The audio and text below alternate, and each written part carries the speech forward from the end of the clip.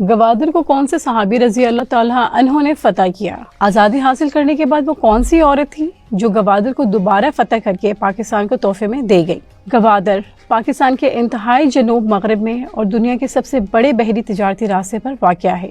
یہ ایک ایسا مقام ہے جو 22 کروڑ پاکستانیوں کی زندگی بدل دے گا اور پاکستان کو دنیا کا انتہائی ترقی یافتہ ملک بنا دے گا۔ انشاءاللہ ایک وقت آئے گا جب گوادر کی وجہ سے پاکستان کی ترقی دیکھ کر لوگ یورپ، دبئی اور سنگاپور کو بھی بھول جائیں گے۔ لیکن کیا آپ کو پتا ہے کہ قدرت کا یہ خوبصورت تحفہ پاکستان کے ہاتھ کیسے لگا اور کس صحابی رضی اللہ تعالیٰ عنہ نے سب سے پہلے فتح کیا تھا، اور پاکستان بننے کے بعد یہ کیسے پاکستان کے ہاتھ آ گیا؟ وہ کون سی بہادر عورت تھی جنہوں نے انگریزوں کے جانے کے بعد اسے پاکستان کا حصہ بنا دیا؟ اس ویڈیو میں ہم آپ کو ایسے حیران کن حقائق بتائیں گے جو شاید ہی آپ نے پہلے کبھی سنے ہوں۔ بات کرتے ہیں گوادر کی عسکری یعنی جنگی تاریخ کی۔ یاد رکھیں گوادر کا ساحل صدیوں سے نہ صرف مکران بلکہ پورے برصغیر اور مشرق وسطی کی باہمی تجارت اور نقل و حمل کا ایک ذریعہ اور ان تک رسائی کا اہم وسیلہ رہا ہے۔ ماضی میں برطانوی بحری جہاز برٹش انڈیا اسکیم نیویگیشن کے زیر اہتمام ہر 15 دن بعد یہاں لنگر انداز ہوتے تھے۔ ناظرین، نہر سوئس کے بطور تجارتی بحری شاہراہ کے استعمال کی وجہ سے میڈیٹرینین پانیوں سے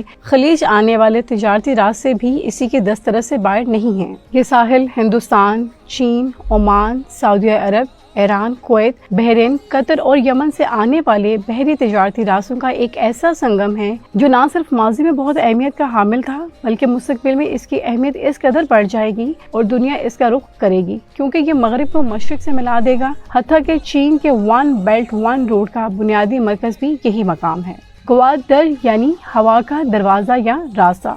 تربا شہر سے صرف 120 کلومیٹر اور مغرب میں ایران کے صوبہ سیستان کی بندرگاہ چابہار سے صرف 170 کلومیٹر کے فاصلے پر واقع ہے۔ مطلع بالکل صاف تو پشکان کی کسی بھی بلند پہاڑی سے مسکر شہر کی روشنیاں جھلملاتی دکھائی دیتی ہیں۔ یہ شہر اس قدر پرانا ہے کہ اس کا ذکر حضرت داؤد علیہ السلام کے قصوں میں بھی ہوتا ہے۔ حضرت داؤد علیہ السلام کے بعد سائرس اور سمیرامس کے یلگار اور پھر انہی کی تقلید میں سکندر اعظم کی مشہور مہم جوئی کا تو بہت بڑا تفصیلی تذکرہ ملتا ہے۔ فردوسی اپنی معروف شاہ نامہ میں اس علاقے کو تورانی اور ایرانی بادشاہوں کے درمیان جنگ کا میدان بتاتا ہے۔ مکران، جس کا گوادر ایک جزو ہے، ایران کے بادشاہ کاؤس کے عہد میں ایرانی مقبوضات کا حصہ رہا۔ بیچ میں کچھ عرصہ کے لیے مکران افراط سیاب کے ماتحت عارضی طور پر تورانیوں کے تسلط میں آیا، جنہیں خسرو نے 5 کڑی جنگوں کے بعد واپس لے لیا اور وہ خود یہاں 1 سال آباد رہا۔ ان نامی گرامی فتحین کے بعد یہ علاقہ لہرہ سب، گھشتہ سب، بہمن، ہمریاب سے ہوتا ہوا سکندر اعظم کی فوجوں کی زد میں رہا ہے۔ اس کے بعد مسلمانوں کا دور آیا۔ حضرت عمر فاروق رضی اللہ عنہ کے دور میں مسلمانوں کو نہایت ہی شاندار فتوحات حاصل ہوئیں، جن میں ایران کی فتح بھی شامل ہے۔ کچھ حصہ جو ایران کا رہ گیا وہ حضرت عثمان غنی رضی اللہ عنہ کے دور میں فتح ہو گیا اور یوں ایران مکمل فتح ہو گیا۔ حتیٰ کہ روایات کے مطابق سن 652 میں مکران پر حملہ ہوا جو گوادر کا ایک حصہ ہے۔ اس کے بعد مشرقی بلوچستان میں مسلمانوں نے سن 661 میں دوبارہ حملہ کیا۔ سنان بن سلمہ نے چاغی کے علاقے سمیت مکران کے کچھ حصوں پر قبضہ کرنے میں کامیابی حاصل کی۔ اس کے کچھ عرصے بعد محمد بن قاسم نے حملہ کیا اور سندھ کو مکمل طور پہ فتح کر لیا۔ ہم کہہ سکتے ہیں کہ خلفاء راشدین کے عہد سے لے کر اب تک یہ حصہ تقریباً مسلمانوں کے ہی ہاتھ میں رہا۔ درمیان میں کچھ عرصہ کے لیے انگریز اس پر اقتدار جمانے میں کامیاب ہوئے، لیکن وہ اقتدار بھی مکمل اقتدار نہیں تھا، اور پھر سن 1947 کے بعد انگریزوں کی مکمل چھٹی ہو گئی اور یہ علاقہ دوبارہ مسلمانوں کے ہاتھ آ گیا۔ ہوا کچھ یوں کہ ہندوستان کے بعد انگریزوں نے افغانستان کے ساتھ جنگ شروع کر دی، لیکن افغانیوں سے بہت مار کھائی اور جنگ ہار گئے۔ لیکن اس دوران گوادر کا علاقہ انگریزوں کی نظر سے گزرا۔ لارڈ کرزن بطور وائس ریگل 1903 میں پسنی آئے اور مکران کا دورہ کیا۔ برطانوی حکام نے اس ایریا میں اپنے پولیٹیکل ایجنٹ اور مکران نیوی کورٹ کے کمانڈ تعینات کیے۔ ہوا کچھ یوں کہ 18ویں صدی میں گوادر خان آف قلات میر نصیر نوری بلوچ کی ملکیت تھی، لیکن اس علاقے پر اپنا تسلط قائم رکھنا خان صاحب کے لیے کافی مشکل ثابت ہو رہا تھا، جس کی وجہ سے ککچی قبائل کے شورشیں تھیں، کیونکہ ماضی میں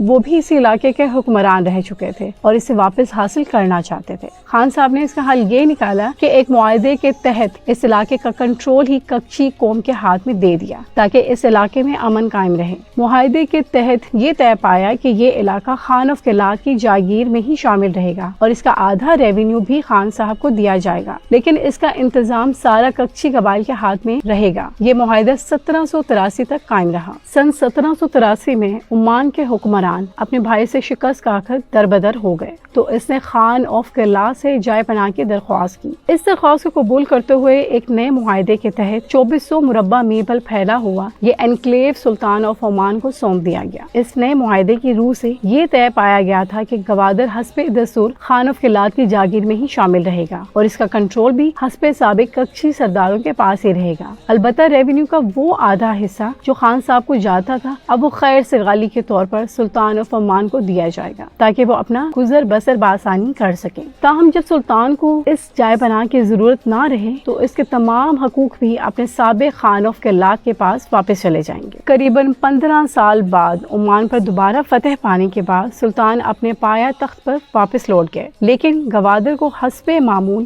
اس نے اپنے ہاتھ میں ہی رکھا۔ خان صاحب شاید اس دوران فوت ہو گئے تھے یا مروتاً قبضہ ہی نہیں مانگا۔ بہرحال تقریباً 10 سال بعد جب سلطان کی وفات بھی ہو گئی تو خان صاحب کے ورثاء نے گوادر کی حوالگی کا مطالبہ کر دیا۔ حکومت عمان کے انکار پر انہوں نے بزور قوت قبضہ لے لیا، جسے سلطان کے سپاہ نے آ کر چھڑا لیا۔ اگلے 20 سال میں یہ چشمک جب زیادہ بڑھ گئی تو اس قبضے کو نپٹانے کے لیے انگریزوں نے ثالثی بننے کی بہانے مداخلت کی، لیکن انصاف کرنے کی بجائے اس وقت کے سلطان آف عمان سے اپنے لیے کچھ مراعات لے کر قلات خاندان کا دعویٰ یہ کہہ کر عارضی طور پر مسترد کر دیا کہ بعض دیگر گواہیاں بھی ان کے سامنے آ رہی ہیں جن کے مطابق یہ علاقہ عرصہ دراز سے سلطنت آف عمان کی جاگیر ہے۔ بہرحال حتمی فیصلہ کسی کے حق میں نہیں کیا گیا۔ اس خدمت کے عوض برطانوی پولیٹیکل ایجنٹ نے سلطنت عمان سے یہ اگریمنٹ کیا کہ حتمی فیصلے تک گوادر کا انتظام برطانیہ کے پاس رہے گا اور حسب سابق عمان کو گوادر کا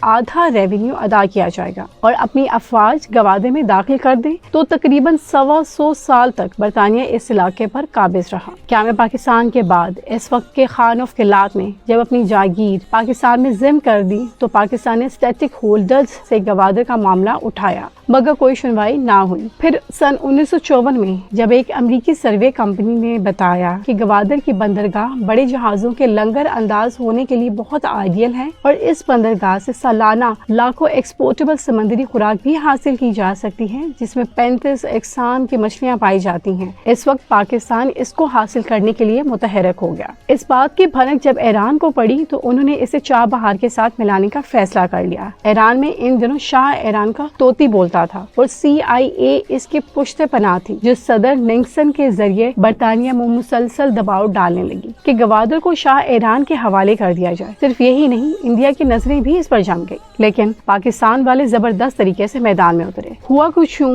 کہ سن 1956 میں ملک فیروز خان نے جب وزارت خارجہ سنبھالی تو ہر قیمت پر گوادر کو واگزار کرانے کا عہد کیا اور باریک بینی سے تمام تاریخی حقائق و کاغذات کا جائزہ لے کر یہ مشن اپنی بیوی محترمہ وقار النساء کو سونپ دیا۔ وہ پہلے سے ہی مسلمانوں کی ہیرو تھی کیونکہ وہ تحریک پاکستان میں کردار ادا کر چکی تھی۔ سن 1945 میں فیروز خان کی ہم سفر بننے کے بعد وہ مسلمان ہوئی اور وکٹوریہ سے وقار النساء ہو گئی۔ یہ فیروز خان کی دوسری اہلیہ بنی۔ جب ملک فیروز خان نے گوادر کا مشن محترمہ کو سونپا تو محترمہ نے 2 سال پر محیط یہ جنگ تلوار کی بجائے محض قلم، دلائل اور گفت و شنید سے جیتی۔ یوں 2 سال کی بھرپور جنگ کے بعد 8 ستمبر 1958 کو گوادر کی 24 مربع میل یا 15 لاکھ ایکڑ سے زائد رقبہ پاکستان کی ملکیت میں شامل ہو گیا۔ گوادر پاکستان کے حوالے کرنے کے لیے عمان کے سلطنت سعید بن تیمور نے حامی تو بھر لی لیکن اس کے عوض پیسوں کا مطالبہ بھی رکھا، لیکن ملک صاحب اس معاملے پر ڈٹے رہے اور 6 ماہ کے مذاکرات کے بعد عمان $3 ملین کے عوض گوادر کا قبضہ حوالے کرنے پر راضی ہو گئے۔ اس رقم کا بڑا حصہ پرنس کریم آغا آغا خان نے بطور ڈونیشن اور باقی رقم حکومت پاکستان نے ادا کی۔ بعض جگہ یہ ہے کہ ساری ہی رقم پرنس کریم آغا خان نے ہی ادا کی تھی۔ یہی وہ شخصیات تھیں جنہوں نے گوادر ہمیں دلوایا، اور وہ بھی اس وقت CIA، برطانوی پارلیمنٹ، ایران اور عمان سے لڑ کر۔ میں آپ کو بتاتی چلوں کہ مسقط کے سلطان علی گڑھ یونیورسٹی سے فارغ التحصیل ہیں اور بھارتی قیادت سے ان کے مراسم بہت اچھے تھے۔ اس مرحلہ میں بھارت نے اس مراسم سے فائدہ اٹھانے کے لیے ایڑی چوٹی کا زور لگایا، مگر وزیر اعظم پاکستان کی 9 مسلم اہلیہ بیگم وقار النساء، جو اسلام کی خدمت کرنے کے جذبے سے سرشار تھیں، انہوں نے بہترین طریقے سے پاکستان کے موقف کو پیش کیا اور گوادر کو پاکستان کو دلوایا۔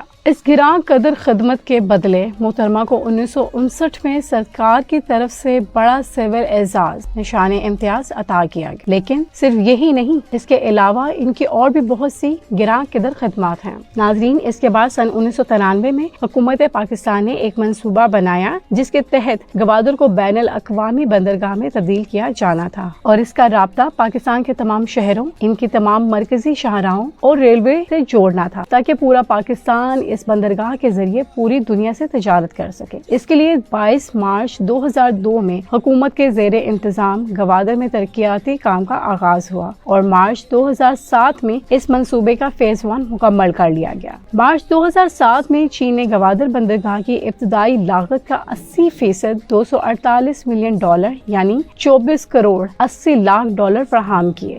اس کے بعد چین کے ساتھ سی پیک نامی معاہدہ کیا۔ یاد رکھیں، چین پاکستان اکنامک کوریڈور دنیا میں اس وقت سب سے بڑا اقتصادی اور ترقیاتی منصوبہ ہے، جس کے تحت مشرق اور